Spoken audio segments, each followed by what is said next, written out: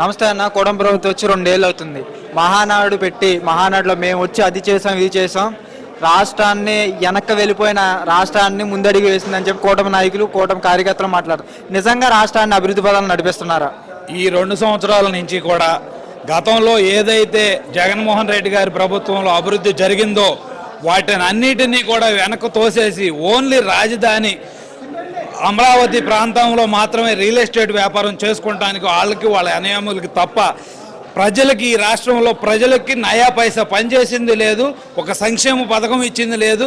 అలాగే వాళ్ళు అనేక హామీలు ఇచ్చి గెలిచారు కదా, అబద్ధపు మాటలు చెప్పి ఏ ఒక్క హామీని కూడా నిలబెట్టుకోకపోగా అరాకొరగా ఉన్నటువంటి ఆర్టీసీని కూడా ప్రైవేట్ పరం చేసే ఉద్దేశంలో ఉంది గవర్నమెంట్. ప్రజలందరికీ కూడా ఈ విషయం అందరికీ స్పష్టమవుతుంది.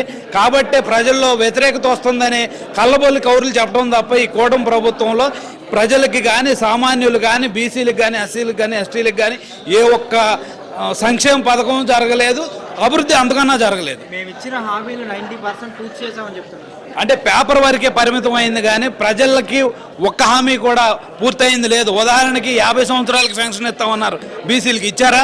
ఒక్క పెన్షన్ కూడా ఈ 2 సంవత్సరాలు 24 నెలల్లో కూడా స్టేట్ మొత్తం మీద ఒక్క పెన్షన్ కూడా ఇచ్చింది లేదు. అలాగే 3000 వృత్తిస్తానన్నాడు. అలాగే ఆ లేడీస్కి అనేక రకాలైన వాగ్దానాలు చేసింది ఏది కూడా అమలు అవ్వలేదు.